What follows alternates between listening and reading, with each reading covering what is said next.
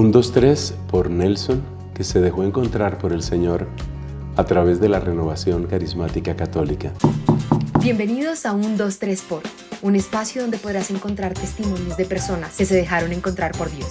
Fray, muy buenos días, qué alegría poder estar contigo en este espacio, en este encuentro, y un saludo especial a todos los amigos de La Puerta de Al Lado. Este es un nuevo espacio que tenemos y nuestra primera entrevista la tendremos hoy, en el cual buscaremos encontrar esos testimonios del amor de Dios, de los encuentros que Dios tiene con nosotros, porque Dios siempre está tocando la puerta, llamando a la puerta, y toca que nosotros demos el espacio para abrir la puerta y dejarnos encontrar por Él. Por eso qué alegría estar hoy con Fray Nelson, porque ustedes no lo saben, pero desde que yo estoy en el colegio, cuando yo estaba terminando mi colegio, mi mamá, a nosotros cuando nos alistábamos, yo tengo un hermano, y mi mamá siempre nos ponía las predicaciones de Fray Nelson a las 5 de la mañana para alistarnos al colegio. Nos ponía la gracia que tú ibas subiendo, porque eso fue al inicio de cuando Fray Nelson empezó a subir sus predicaciones a YouTube, y así nosotros nos fuimos alimentando como familia. Entonces a Fray yo lo tengo muy familiar, porque desde el inicio de las dudas de fe, cuando empezaba en el colegio las dudas, pues la palabra de Dios por medio de las gracias que tú hacías, Fray, nos iba alimentando. Entonces que sea el espacio para agradecerte, porque has estado desde de esa maduración de mi fe. Entonces pues qué alegría hoy estar contigo, Fray. Muchas gracias, Valentina, y un saludo a todos los amigos de La Puerta de Al Lado. Fray, pues que sea un espacio muy ameno. Este va a ser un espacio un poquito más charladito para conocer más de la obra que Dios ha hecho en ti. Y por eso quiero empezar con la primera pregunta. ¿Quién es Fray Nelson Medina? Bueno, soy colombiano, soy hijo de una familia, gracias a Dios, católica. Nosotros fuimos 4 hermanos, soy el tercero de 4 hijos, todos varones. Siempre decimos, faltó la niña, faltó la hermanita.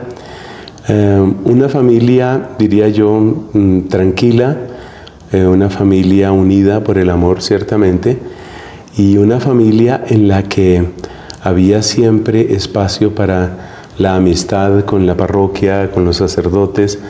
Yo pienso que ahí están indudablemente las primeras semillas para una posible vocación, que fue lo que Dios quiso para mí. Perfecto, Fray. Yo creo que ahorita nos vamos a meter un poquito más en tu historia familiar, pero en el día de hoy, cuando uno ve a Fray Nelson y la obra que tú haces, ¿tú cuál sientes que en este momento es la misión que Dios ha puesto en ti? Yo me identifico muy profundamente con el carisma de mi comunidad. Yo soy dominico. El nombre oficial de nosotros los dominicos es Orden de Predicadores, y precisamente yo creo que esa es la palabra que a mí me envuelve, me convence. Un fraile predicador, un fraile sacerdote predicador, creo que eso es lo que yo soy. Fray, qué belleza. Y yo quisiera que nos contaras un poco más acerca de tu familia. Tengo el honor de haber conocido a tus papás, que tengo en el corazón, y le pedimos a Dios por su alma. Pero cuéntanos un poco más de cómo creces en un ambiente familiar, la fe estaba, no estaba, y cómo crees que ese ambiente fue modelando quién eres hoy. La fe estaba, gracias a Dios, de maneras distintas. Como en muchos otros hogares, yo creo que hay que destacar el papel de la mamá. La mamá es bien importante, y mi mamá sobre todo hizo presencia de 2 maneras. Una que yo vi toda la vida y otra que vi sobre todo hacia el final de la vida de ella. La de toda la vida es la constancia en la oración. Yo diría que mi mamá fue una mujer perseverante en la oración, no solamente en la Santa Misa o el Rosario, sino también muchas otras devociones, y también una mujer muy cercana a los grupos de oración. Entonces, ese testimonio indudablemente pues le llega a uno al corazón. Y el otro aspecto de mamá que yo creo que me impactó mucho fue ver su capacidad de servicio, no tanto, llamémoslo así, en público. No era una persona que le gustara hablar en público, pero sí tenía un don de consejo muy importante, de manera que a través de su palabra, su manera de escuchar, de dar una palabra justa, yo sé que el Señor hizo cosas muy bellas, por ejemplo, rescatando matrimonios, levantando el ánimo en personas que estaban decaídas. Entonces esa labor de consejería también fue muy importante. Además, mi madre tenía un sentido muy profundo sobre la verdad, sobre la doctrina. No era docente, no era una persona que hablara de una manera, llamémoslo así, sistemática, teórica, tal vez como un profesor, pero sí era una persona que tenía un oído muy educado para la fe, de manera que yo le escuché testimonio. Por ejemplo, ella decía, hablando de su propia juventud, ella decía, estuvimos en misa en tal parte, oímos a tal sacerdote y dice, yo desde que lo oí supe, hay algo mal con este sacerdote. Es decir, era una persona que tenía como ese sentido de la fe. Con respecto a mi padre, pues también hay un impacto grande en cada uno de nosotros. Mi padre era un enamorado de la palabra, en el sentido de que le gustaba la oratoria, le gustaba expresarse bien, y yo creo que eso lo heredamos nosotros los hijos. Me atrevo a pensar que de un modo especial eso caló dentro de mí. Una persona que amaba el estudio, lo cual es un ingrediente muy importante dentro de esta comunidad. Una persona que tuvo que ver su vida atravesando dificultades, recibió propuestas injustas y deshonestas en su trabajo. Él se movía en el mundo de las leyes y del derecho y de ser juez y este tipo de cosas. Recibió propuestas deshonestas y resistió con mucha entereza. O sea, nos dio un testimonio de integridad y de honestidad y de fidelidad en el hogar, que eso también cala mucho.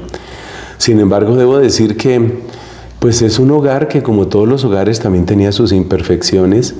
Sobre todo, yo echo de menos, ya mirando en perspectiva, ese impulso misionero, por ejemplo, compartir la fe más allá de los límites de la familia. Eso no estaba mucho. La caridad, la misericordia con los pobres era algo, sí estaba, pero era algo muy pequeño realmente. De nuevo, un poquito concentrados como únicamente en nosotros. Nos dieron bases muy firmes. Hicimos un camino que yo creo que agradeceré durante toda mi vida, pero pues indudablemente faltaba más. Es decir, cuando uno piensa lo que es el Evangelio, uno siempre descubre faltaba más. En todo caso, mi gratitud infinita, ya mis padres, como tú mencionaste, ambos murieron, pero mi gratitud infinita a Dios por lo que ellos hicieron con nosotros. Fray, qué lindo esto que nos cuentas, y yo rescato lo que nos dices de lo que ves que tomas de tu papá en el tema de la oratoria, y voy a hacerte una pregunta que siempre hace mi mamá cuando conoce a una persona, y es, en tu ADN, ¿qué sientes que tienes de tu mamá y qué sientes que tienes de tu papá? No físicamente, sino en tu forma de ser, en quién eres tú. Sí, qué pregunta, ¿no? Qué pregunta, no me la habían hecho nunca. Me tomas un poco por sorpresa. Me queda más fácil ver de mi papá. De mi papá yo creo que yo tomo lo que ya dije, ese amor por el estudio y también el amor por la palabra. La convicción de que la palabra bien dicha hace un impacto positivo. A veces las personas hablan de un modo un poco despectivo de la palabra, ¿no? Dicen, no, las palabras se las lleva el viento, palabras. No, una palabra mal dicha puede dañar un corazón y una palabra bien dicha puede ayudarlo a reconstruir. Yo creo que eso viene en el ADN de mi papá. De mi mamá, yo creo que yo tomo dos convicciones profundas. Una, ese sentido de la verdad que ella tenía, que también lo acabo de mencionar, esa sensación de que no se le puede dar gloria a Dios fuera de lo que es verdadero. Y cualquier cosa que sea ficticia, exagerada, mentira, así parezca muy seductora, no sirve. Y otra cosa de ella es que tenía una frase que me ha calado mucho. Ella decía, yo de todos aprendo. Es decir, que tenía ese espíritu de apertura para escuchar a las personas, no solo en plano de aconsejar, sino también en lo que cada persona tiene para enseñar, porque cada persona indudablemente puede aportarnos mucho, ¿no? Creo que esos son como los elementos principales que tomo de ellos. Perfecto, Fray, muchas gracias. Y yo ahora sí quiero entrar en materia de lo que se trata esta sección, y es, ¿en qué momento te dejas encontrar por Dios? Yo sé que tienes como varios momentos del tema del sacerdocio, pero quiero irme al momento en el que sientes que Dios te encontró, o sea, que fue tu momento de encuentro personal. Y no se nos puede olvidar lo que nos dice el Papa Benedicto XVI, que la fe proviene del encuentro. Entonces, ¿cuándo fue ese encuentro que tú tuviste con Dios, Fray? Ya, es que decir encuentro con Dios habría que mencionar muchos encuentros, pero si nos vamos a la parte vocacional, que tal vez es la que más te interesa, yo creo que hay sobre todo dos momentos. Hay un momento fundamental que sucede el 15 de agosto de 1980 y es un momento muy importante en el contexto de un grupo de oración de la Renovación Carismática. Estábamos en la Santa Misa y había un par de sacerdotes concelebrando. Uno de ellos vive todavía, está muy mayor, el padre Francisco Pachito Pardo, y el otro ya falleció, yo creo que dejando una estela, dejando un ejemplo, yo diría de santidad, el padre Ernesto Mora. En esa ocasión, en esa Eucaristía concretamente, yo tuve una convicción muy profunda de que lo más bello que se podía hacer en esta tierra era ser sacerdote y que Dios quería que yo fuera sacerdote.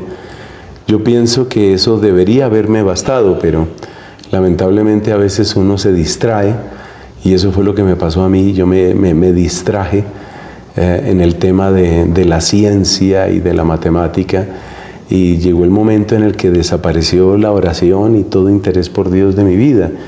Y para mí es una muestra grandísima de misericordia que a pesar de esa ingratitud, porque fue una ingratitud y descuido mío, pues Dios me volvió a llamar y ese segundo llamado pues acontece fundamentalmente en 1984 y es un llamado muy extraño porque es un llamado que está marcado por la presencia de la Virgen y la necesidad de conocerla, de verla, de saber de ella, una cosa que yo no podía entender porque estaba haciendo mis estudios de ciencia y aparentemente pues la ciencia no tiene mucho que ver con la Virgen y con la religión, ¿no?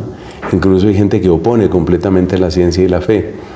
Entonces yo diría que primero ese llamado eucarístico y carismático y después el llamado de la Virgen fueron como los momentos claves de ese encuentro con Dios y de mi vocación. Perfecto, Fray, pero tú sientes que, por ejemplo, claro, uno te ve hoy predicando, nos hablas de tu familia que igual era muy cercana a la fe, pero Fray Nelson de chiquito, ¿cómo era Fray Nelson chiquito? O sea, Fray Nelson chiquito le gustaba ir a misa o un poquito como más reservado o ese tema, ¿cómo entraba ahí la fe cuando eras más pequeño? Muy variable, muy variable. Realmente yo no considero que mi infancia haya sido ejemplar de ninguna manera. Hubo cosas bonitas, hubo puntos luminosos. Por ejemplo, el 7 de diciembre de 1972, es decir, 2 meses después de haber hecho mi primera comunión, hubo una experiencia muy linda de nuevo con la Virgen María, una experiencia muy linda y de nuevo un deseo muy grande de conocerla. Me parecía fascinante que ella fuera la Madre de Cristo y que Cristo estuviera en la Eucaristía. Y yo tenía pues 7 años y medio de edad, o sea, eso fue muy lindo. Luego cuando yo tenía 10 años de edad, hacia noviembre del año 1975, hubo una experiencia también muy hermosa con el Padre Celestial y con todo lo que dice el Padre Nuestro. Entonces sí hubo momentos luminosos, pero luego se pone uno a mirar, o sea, yo me pongo a examinar así, digamos, honestamente, críticamente mi vida, y yo veo que yo no era una persona que estuviera particularmente cercana al rosario, a la oración. De vez en cuando sentía curiosidad por la Biblia, pero no había quien me guiara. Hay un pasaje en los Hechos de los Apóstoles que cuenta de un personaje, un funcionario etíope que iba leyendo la Biblia y se acercó el diácono Felipe y le dijo, ¿entiendes lo que estás leyendo? Y este hombre le dijo, ¿cómo voy a entender si nadie me lo explica? Entonces yo tenía inquietudes, pero en esa época, 1973, 74, 75, no había la cultura de amor a la Biblia que sí hay hoy. O sea, estamos hablando de 50 años atrás, no había esta cultura tan bella que cada vez está más presente de amar la palabra de Dios. Entonces esas flores no crecieron mucho dentro de mí. Tampoco había muchas expresiones de caridad. Yo creo que se puede calificar en términos generales mi infancia, mi adolescencia, como un tiempo más bien mediocre, con momentos de acercamiento, de interés, momentos luminosos, digamos, de presencia de Dios, pero sin que eso realmente llegara como a marcarme tan profundamente. Yo he tenido ocasión a lo largo de los años de mi vida y sobre todo de mi vida sacerdotal, he tenido ocasión de conocer niños y jóvenes que yo siento que han tenido una respuesta mucho más constante, ¿no? Bueno, pero Dios sabe cómo va llevando a cada persona, ¿no? Sí, de acuerdo, Fray. Muchísimas gracias. Y ya un poquito metiéndonos a tu tema vocacional, ya nos has comentado que eres un fraile dominico, pero ¿cómo es ese camino de discernir si vas a ser dominico o si pensaste alguna vez la vida de ser de parroquia, o cómo es ese discernimiento que tuviste y las diferencias que además posee cada uno de estos llamados, Fray? Cuando inició la vocación, allá en agosto de 1980, es decir, vocación en el sentido de tener claridad de que sería muy bueno ser sacerdote, yo realmente no pensaba ni si comunidad, clero diocesano, no, simplemente ser sacerdote. Ahí estaba así como de una manera muy vaga el deseo de ser sacerdote. Luego, como la renovación carismática fue tan importante en mi vida y como en Colombia los padres eudistas han tenido tanta influencia en la propagación del movimiento carismático aquí en Colombia, hubo un momento en el que yo pensé en ser eudista. Luego, ya en una conversación que fue muy importante, recuerdo la fecha, 30 de noviembre de 1984, una conversación que yo tuve precisamente con mi amigo y director espiritual, el padre Francisco Pardo. Él me hacía ver que la vocación nuestra tenía que ser una respuesta a lo que Dios ya había dado a nosotros. Es decir, en lo que Dios nos ha dado ya están las semillas de respuesta, donde se está mostrando, por decirlo así, en dónde uno puede responder mejor. Y esa convicción pues fue la que me llevó a una comunidad religiosa que le da tanta importancia al estudio, a la teología y a la predicación. Una comunidad que por otra parte pues yo ya conocía porque yo había hecho desde segundo elemental hasta el final de mi secundaria, había hecho mis estudios con nosotros, con los dominicos. Entonces pues digamos que no era algo desconocido para mí. Así que fue un proceso de discernimiento, primero de un modo bastante vago, después con los eudistas, de los cuales pues tengo un agradecimiento muy grande, y finalmente pues en esta orden dominicana. Perfecto, muchas gracias, Fray, por compartirnos esto. Y yo quiero entrar un poquito más al tema del sacerdocio, Fray, porque cuando uno ve videos de testimonios de parejas, siempre como que salen todos los retos, todas las crisis que hay en los matrimonios, y cómo finalmente la vida y la palabra de Dios también nos muestra pues esas crisis superadas. Y yo quiero preguntarte, ya un poquito yendo más al corazón de Fray Nelson, ¿cuáles son de los mayores retos que tú has visto en tu vida del sacerdocio? ¿Cuáles son esos retos del sacerdote que pocas personas conocemos? Bueno, no sé qué tan conocidos sean, ¿no? Quisiera decir varias cosas ahí. Primero, que todo camino, como muy bien dijiste, Valentina, todo camino tiene desafíos. Es decir, esto no es así como una línea que sube y sube y sube, ¿no? Siempre hay crisis, dificultades. Es lo primero que quisiera decir. Segundo, en mi caso, por misericordia de Dios, desde esa fecha que comenté, 30 de noviembre de 1984, desde esa fecha yo nunca he tenido una duda seria de mi vocación sacerdotal y de mi vocación dominicana.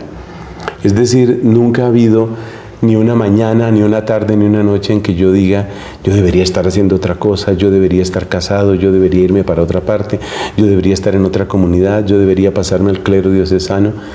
Nada de eso. Mi convicción ha estado firme, puro regalo de Dios. Y eso quiero afirmarlo. También quiero decir que el apoyo de mi propia comunidad ha sido constante. Es decir, yo conozco el caso, sobre todo pues por las vidas de los santos que sufrieron mucho en su comunidad.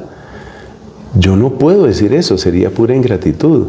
Por supuesto que la vida nuestra como frailes no es una vida perfecta, obviamente hay desengaños, hay frustraciones, hay escándalos, pero que yo diga, la comunidad se ha puesto en contra mía, no me dejan vivir mi carisma, eso no es cierto. Yo mayormente lo que he encontrado es respaldo, apoyo, comprensión de todos, muy particularmente de mis superiores. Dicho todo eso, sí hay dificultades. Yo creo que son sobre todo 3 las dificultades. La primera dificultad está en que cuando uno pertenece a una comunidad, y esto le puede sonar raro a algunas personas, uno no es completamente autónomo. Es decir, yo no puedo decir simplemente voy a hacer esto, voy a reunir dinero para esto, voy a trabajar en tal parte. Entonces, a veces, esa sensación de que la comunidad no se mueve en la dirección que uno quisiera, es algo parecido a estar uno como en un barco grande, porque una comunidad es un barco grande, y el barco va como hacia otra parte, o uno cree que el barco va muy lento. Por ejemplo, yo pienso en todo lo que necesita renovarse en la iglesia y a veces uno dice, ay, pero esta comunidad va muy lento. Entonces, entender que uno es parte del barco y que no se saca nada ni maltratando a la gente, ni siendo impacientes, ni siquiera juzgándolos interiormente, que es un error que uno comete muchísimo. Entonces, ese es un desafío, estar en el barco, entender que uno va con otros y que el camino realmente se hace con otros. Luego, como sacerdotes, en distintos momentos uno experimenta soledad. Luego, después de tener esas experiencias de soledad, pues uno también conoce la vida de los matrimonios. Y bueno, yo sé que cada persona tiene su vocación, pero yo me doy cuenta que el matrimonio tampoco es una solución a la soledad. Y yo realmente no le aconsejaría a nadie que se casara simplemente por solucionar la soledad. De hecho, me parece muy peligroso que una persona se case mirando a su novio o a su novia como usted es mi remedio, usted es mi muleta, usted es mi solución, porque eso es ponerle una carga demasiado grande a la otra persona. Pero volviendo al caso de los sacerdotes, uno sí experimenta soledad de distintas maneras. Sobre todo, a veces se experimenta la soledad de sentir que las personas lo buscan a uno básicamente por encontrar algo, un favor, una solución, una confesión. Y para muchas personas uno es simplemente como un funcionario de lo sagrado, ¿no? Entonces, lo importante de usted es que se porte bien, no dé escándalo, haga lo que tiene que hacer y nos vemos la próxima vez. Esa sensación, que si lo digo con un lenguaje brutal, es casi como ser usado, esa sensación la tiene uno. Y yo sé que esto lo vivimos muchos sacerdotes. Y ese tipo de soledad es muy particular. Mucha gente cree que la principal soledad del sacerdote es como de tipo afectivo. Y sí, eso puede faltar, a veces eso puede faltar indudablemente, somos seres humanos, pero en mi caso y en el de muchos otros sacerdotes que conozco, el tema de la soledad va más en esa sensación como de ser usado con tanta frecuencia. Eso también crea como una dificultad. La otra crisis que uno siente, que la viví hace mucho y me hizo llorar, Valentina, es darse cuenta que la respuesta de uno sigue siendo tan incompleta, tan egoísta, tan mediocre. Es decir, ver la manera como Dios nos ama sin límite, sin condiciones, infinitamente, perfectamente, y ver que la respuesta de uno está llena de pretextos, de disculpas, de aplazamientos. Es decir, sentirse uno tan insuficiente, sentirse uno tan mediocre.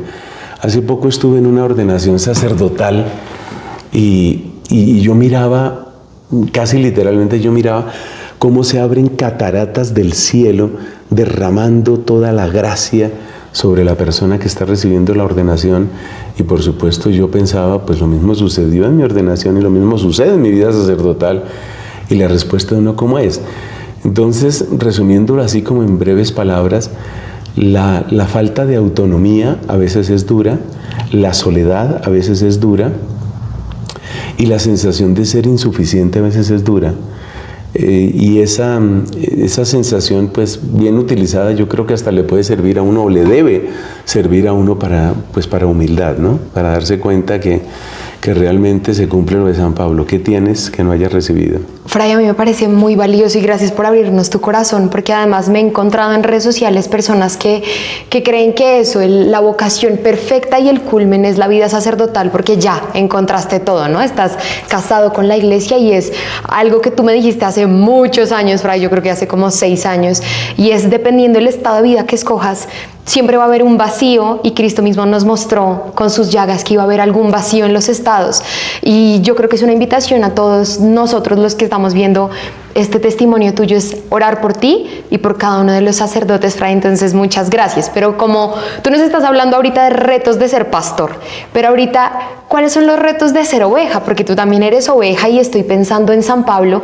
El año pasado, 2023, tuve el regalo de acercarme un poco más a la vida de este gran santo, y este santo nos muestra en sus cartas, y lo tiene expresamente plasmado, y es: Señor, quítame este agujón, porque claro, hay cosas que nosotros podemos controlar de nosotros, como luchar contra nuestros pecados, pero por ejemplo hay cosas de nosotros en nuestras formas de ser, en nuestra personalidad, que San Pablo le llamaba como ese agujón, que es como... ¿Aguijón no es? Un aguijón un aguijón en la carne que quisiera quitármelo, y luego él dice: pero me basta tu gracia. Y yo quisiera que tú, como oveja, nos contaras también, como cristiano, cuál es ese aguijón que tú sientes que es con lo que luchas, obviamente sin llegar a los temas más personales, pero sí, si tú nos quisieras contar un poco más como cristiano, cuáles son esas luchas que tú tienes, y que le pudieras decir a Dios: Señor, me cuesta mucho, ayúdame con esto. Es que yo siento que esta pregunta es igual a la otra. Es decir, es básicamente lo mismo, ¿no? Es decir, el deseo de arrancar uno por su lado y ver que eso no es el camino, que es una renuncia, eso me cuesta. Digamos, el tema este de la soledad y el sentirse uno muchas veces usado, y entrar conscientemente en eso y decir: pero es que, ¿qué hacemos? Al pueblo de Dios yo no le puedo exigir más. Eso me cuesta. Entonces eso es aguijón, claro. Luego el sentirse uno muchas veces tan mediocre, y sin embargo levantarse y decir: bueno, pues vamos para adelante en el nombre del Señor, vamos a volver a empezar, eso me cuesta. O sea, para mí no es distinta que la pregunta anterior, pero sí quiero destacar algo aquí, y es que tú decías, después de mi respuesta anterior, tú decías: importante que oremos por los sacerdotes. Gracias por todos los que lo hacen, que sé que son muchos. Pero al mismo tiempo les quiero decir, tengan en cuenta que nosotros somos seres humanos, y que en la medida en que hay comunidades de fe que nos rodean, no para darnos descanso de ser sacerdotes, porque ese es un error que se puede cometer. Hay personas, incluso sacerdotes, que piensan que tienen que descansar de ser sacerdotes para empezar a ser humanos. No, ese no es el camino. Y por ese camino hay muchas trampas y hay muchos pecados feos. No es descansar de ser sacerdote, sino esas comunidades de fe y ese cariño honesto que también lo dan muchas personas, que entiende que hay un ser humano y que por consiguiente, sin dejar de ser sacerdote, reconocemos la humanidad de la persona y lo acompañamos con la amistad, qué sé yo, con la presencia, con el cariño. Eso hace mucho bien. Yo lo he experimentado y sé que muchos hermanos sacerdotes lo han experimentado, y por eso les recomiendo, además de la oración, tengan en cuenta ese aspecto de humanidad, sin nunca separar humanidad y vida sacerdotal. Fray, es que justo lo que estás diciendo era mi siguiente pregunta, porque cuando nosotros empezamos a acercarnos más a ti como familia, tú justamente nos decías: los sacerdotes necesitamos familias amigas, y yo quiero llevar a esta pregunta a hablar un poquito más de familia espiritual. Familia espiritual ha sido como esa respuesta de estas comunidades que nos estás hablando, que no es un descanso del sacerdote, sino que justamente lo ponen inmerso como en una dinámica más familiar. Y yo quiero que nos cuentes un poco más cómo empieza esta dinámica de la comunidad que Dios ha puesto en tu corazón, que es familia espiritual, y cómo ves que eso ha ayudado mucho justamente en este camino de los retos que has tenido como sacerdote. Quizás escuchándote la pregunta, alguna persona podría pensar que familia espiritual es algo así como, digamos, la familia que yo trato de encontrar como sacerdote. No es la idea no es esa. Familia espiritual realmente tiene su origen en el camino que recorrió una santa que yo menciono muchísimo porque le debo muchísimo. Y no ha salido en esta conversación, Fray. No entendemos por qué. No entendemos por qué. Ella es Santa Catalina de Siena. Santa Catalina de Siena, que vivió en el siglo XIV, fue una mujer, una laica consagrada, una virgen seglar dominica, que recibió de Dios dones místicos y proféticos y de sabiduría tan impresionantes que en 1970 el Papa San Pablo VI la declaró doctora de la Iglesia, o sea, de ese tamaño. Bueno, ella tenía muchos discípulos, pero alrededor de ella y alrededor de su enseñanza creció toda una familia que precisamente la miraba a ella como una madre. Ella era mamma Catalina, ¿no? Caterina dicen en italiano, Catarina se dice en latín. Entonces, es a partir de esa experiencia como nace lo que nosotros llamamos familia espiritual, que es un camino de servicio, una comunidad católica aquí en Bogotá, que ha nacido hace 10 años y que ha sido pues un camino de servicio, de conocer más, de profundizar en la vida de Santa Catalina y también de recuperar algo que yo creo que es muy importante en la Iglesia y que Catalina lo vivió muy claramente, y es que nosotros no tenemos que disgregar a las familias, que a veces pastoralmente sucede eso, ¿no? Es decir, pastoral de niños, pastoral de adolescentes, pastoral de jóvenes, pastoral de casados. Digamos que en términos administrativos puede tener mucho sentido, pero si uno va al Nuevo Testamento, eso no aparece. O sea, tú no te encuentras que haya un grupo estable de niños o de jóvenes a los que estaba atendiendo Timoteo o Pablo o Silas. Ellos no tenían eso. Entonces, ahí puede haber como una especie de malentendido, puede haber como un malentendido por ese lado. Entonces, familia espiritual responde más bien como a ese deseo de servicio, ese deseo apostólico. Por supuesto que alrededor de ese servicio también ha habido cariño, ha habido amistad, sí, es cierto, de muchas personas de familia espiritual. Yo he recibido ciertamente testimonio, cariño, apoyo, atención, pero pues el propósito no es tener una familia para mí. Incluso tú me haces recordar lo que me sucedió hace años con una amiga que estaba muy convencida, muy fervorosamente convencida de otro servicio, otra maravilla que hay en la iglesia que se llama el Camino Neocatecumenal, y esta muchacha era relativamente joven en aquella época. Ella estaba así súper metida en el Camino Neocatecumenal, que funciona pues a base de comunidades, ¿no? Y entonces ella me decía alguna vez con una convicción muy fervorosa, me decía, y tú también necesitas comunidad. Y entonces yo le decía, no, pues es que un momento, es que yo pertenezco a una comunidad. O sea, si tú me preguntas a mí, yo amo intensamente familia espiritual, procuro servir lo mejor posible, me siento a gusto, muy a gusto, pero mi comunidad es mi orden dominicana. Yo tengo claro eso y le pido a Dios que yo pueda vivir y morir como dominico, ¿no? Entonces creo que es una aclaración que es interesante hacer. Por otro lado, pues familia espiritual ha sido algo fantástico en el sentido de que pues yo he visto la presencia, la inspiración de Santa Catalina y he visto cómo ha ido creciendo y madurando en muchas cosas, ¿no? Es algo realmente muy bello. Fray, muchas gracias por compartirnos esto. Y como sé que hay amigos sacerdotes que pueden ver este video, yo quisiera que, como sé además del amor que le tenía Santa Catalina a los sacerdotes y que además lo tienes tú también, por favor, dale un consejo a los sacerdotes. ¿Tú qué le dirías a un sacerdote en este momento? A mí me enamora esta expresión que utiliza Santa Catalina, que yo creo que es única de ella para hablar de nosotros los sacerdotes. No olviden que ustedes son administradores de la sangre de Cristo. Y eso me parece tan gráfico, tan fuerte, tan lleno de amor, tan lleno de fuego. Se me parece que eso retrata el alma de ella, ¿no? Administradores de la sangre de Cristo. Y es una frase que al mismo tiempo habla de nuestro llamado, de nuestra dignidad, de la humildad que tenemos que tener, del bien que podemos hacer a las personas. Entonces, para mí no tiene ninguna duda, no aparece ninguna duda cuando yo pienso qué tengo que ser yo con un muchacho, qué tengo yo que ser, cómo debo ser con una niña pequeña o con un matrimonio o con un anciano. Yo soy administrador de la sangre de Cristo. Entonces, mi pregunta es, ¿cómo puedo llevar el bien de la sangre del Señor con todo lo que eso implica de redención, de purificación, de santificación?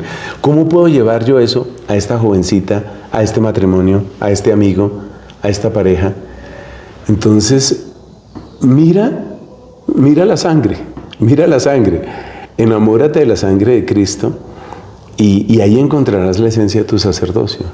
Qué precioso, Fray. Y muchas de las cosas que a mí me han fascinado al escuchar tu predicación, porque no voy a decir que soy tu fan número uno, porque todo el mundo dice que es tu fan número uno. Yo solo voy a decir que soy una persona que sigue tus predicaciones diariamente y se ha alimentado, gracias a Dios, de esa palabra. Pero sí hay una insistencia muy fuerte que tú tienes y un amor que tienes por los jóvenes. Y siempre lo compartes, la mayoría de veces lo dices, lo que dice la palabra de Dios. Les escribo a ustedes jóvenes porque han vencido al maligno. Y yo quisiera que a nosotros los jóvenes, los que pueden estar viendo este video, incluso a mí, nos dejaras también un consejo. Fray, ¿qué consejo nos darías a nosotros los jóvenes? Es que hay gente que lo ha dicho mejor que yo. Voy a hacer simplemente eco, ¿no? Por lo menos 2 papas han utilizado esta frase: la juventud se hizo para el heroísmo. Yo no me he encontrado un joven que esté aspirando, o una joven por supuesto, que esté aspirando a algo grande y que viva en tristeza, en amargura, en, qué sé yo, como en esa rebeldía perpetua. Si estás aspirando a algo grande, tendrás errores, tendrás caídas, pero sales adelante.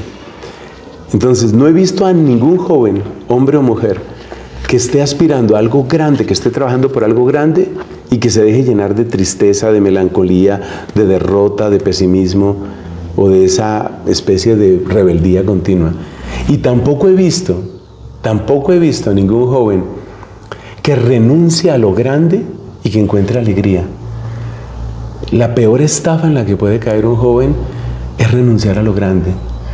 Y yo eso lo he visto, por ejemplo, yo recuerdo mucho un congreso de mujeres hace años ya, bellísimo congreso de mujeres en Bolivia, Santa Cruz para ser más exactos. Y bueno, había realmente miles de mujeres jovencitas, señoras, bueno, todas. Y había una idea muy importante que quisiera subrayarla aquí, y es que cuando una mujer mantiene claro el ideal grande, por ejemplo, yo quiero un hogar bello, fiel para toda la vida, fecundo, santo, eso parece imposible, pero si esa mujer pone su mirada ahí, uno ve que le brillan los ojos, uno ve que ella se respeta, uno ve que permanece alegre, encantadora. Si es joven, si es soltera, se le nota esa dulzura, esa alegría de ser mujer. Apenas la mujer renuncia a eso y dice, no, tal vez no va a haber hogar, tal vez no va a haber hijos, tal vez no va a haber esposo, tal vez no va a haber nada, su rostro se llena de amargura, su cuerpo se llena de pecado, su alma se llena de oscuridad. Estamos hechos todos, pero claro, se nota más en la juventud, estamos hechos para la grandeza, estamos hechos para lo heroico. Y precisamente uno de los problemas que tenemos hoy con los muchachos es que toda esta campaña del feminismo absurdo, porque ahí todavía se puede hablar de un feminismo sano, que trata simplemente de que la mujer sea respetada y etcétera, ¿no? Pero la mayor parte del feminismo hoy es absurdo y tú lo sabes mejor que nadie. En ese feminismo absurdo, un ingrediente fundamental es solamente hablar mal del varón. Y hay muchos hombres que solo han recibido ese lenguaje que equivale a decir, es una maldición que yo sea un varón, es un error que yo sea un varón. Nosotros los varones solo traemos problemas. Y entonces algunos caen en la amargura, en la soledad, en el cinismo, en el afeminamiento, porque no se logran entender como varones. Entonces, definitivamente necesitamos que los varones redescubran la grandeza de ser varón, lo que significa, como le decía hace poco a un muchacho, y me encantaba ver cómo los ojos se le iban llenando de brillo a medida que hablábamos. Este es un muchacho que tiene su novia, Tiene, de hecho, pues ya descendencia con esa novia, lo cual no estuvo bien, pero bueno, va caminando. Entonces yo le decía, mire, es que si usted quiere realmente constituir bien su familia, vuélvase admirable, que su mujer lo admire, que esa novia que tiene, o esposa, como usted la llame, que esa mujer lo admire a usted, vuélvase.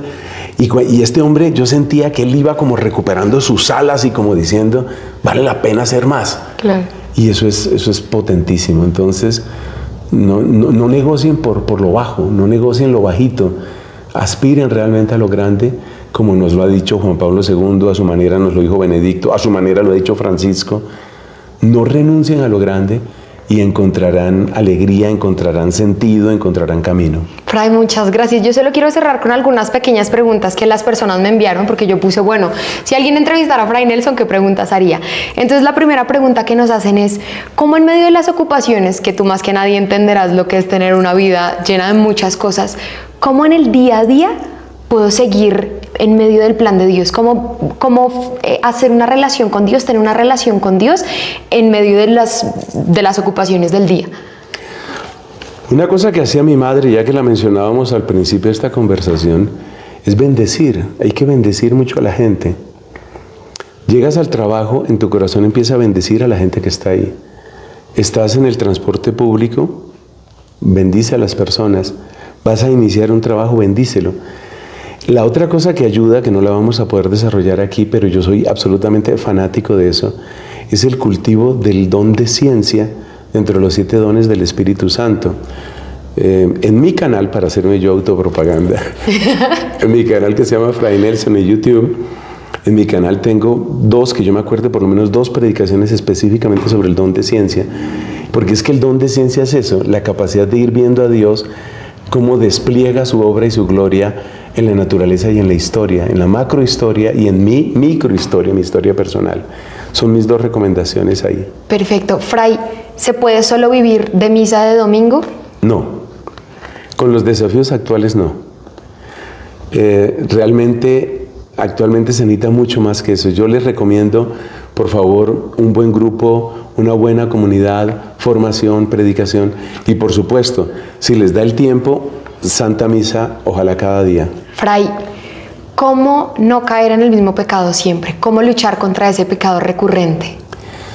Dicen los amigos de Alcohólicos Anónimos y otras asociaciones parecidas, si repites lo mismo, obtendrás lo mismo.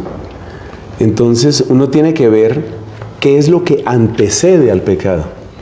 Yo me acuerdo, por ejemplo, una parejita, se confesaba un muchacho y entonces él se confesaba de que repetía mucho temas de impureza con su novia y bueno, ya era algo muy preocupante para él, ¿no?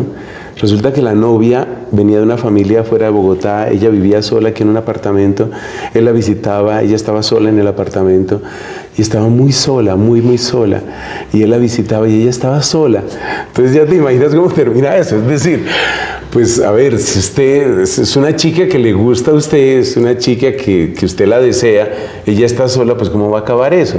Entonces revise los antecedentes, por supuesto, vivir en gracia, hacer oración, pero esto de revisar los antecedentes lo vuelve a uno muy honesto y realmente ayuda mucho. Fray, muchas gracias. Voy a cerrar con la última pregunta. La puerta de al lado, que es el nombre de esta página, proviene de una exhortación del Papa que nos habla de la santidad en el cotidiano, o sea, la santidad del día a día, vivir la fe en el cotidiano. Yo quiero que nos dejes a todos un mensaje de cómo vivir esa fe en el hoy, cómo vivir la santidad en el hoy, porque claro, estamos acostumbrados a vivir y a pensar en unos modelos de santidad a veces como inalcanzables. Dios todo lo puede, pero a veces uno dice, no, pues de acá que yo, mejor dicho, levite, hable 1000 lenguas, pues como que uno dice, uy, lindos los santos, pero uno no lo ve tan cercano a la vida de uno.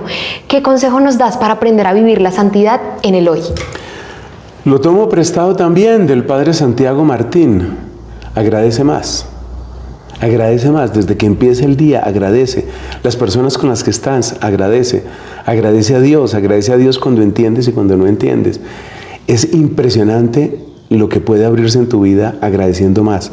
Por supuesto, las otras recomendaciones de oración, de ritmos de oración, todo eso siguen siendo válidas.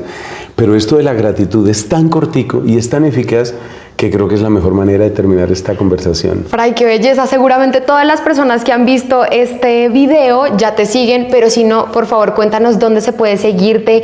Sé que tienes, además, dependiendo de cada red social, contenidos diferentes, entonces, por favor, cuéntanos un poco más de cómo seguirte. Gracias. Como si fuera una sola palabra, Fray Nelson con Y, así me encuentran prácticamente en todas las redes sociales. La única que es un poquito diferente es en TikTok, que es Fray Nelson _ oficial, Fray Nelson oficial, y bueno, allá los espero, y sobre todo, donde ustedes ven que pueden alimentar su fe, su esperanza, su amor, no dejen de hacerlo, porque como está el mundo, necesitamos revestirnos realmente de esa gracia que el Señor nos da. Gracias, Valentina. Amigos de La Puerta al Lado, gracias por haberse quedado hasta el final y gracias por orar por los sacerdotes, por las vocaciones sacerdotales, y no se nos olvide lo que nos dice el Papa Francisco: Dios nos quiere santos y no espera que nos conformemos con una existencia mediocre y aguada. ¿Y tú te atreves a entrar a La Puerta al Lado? Chao.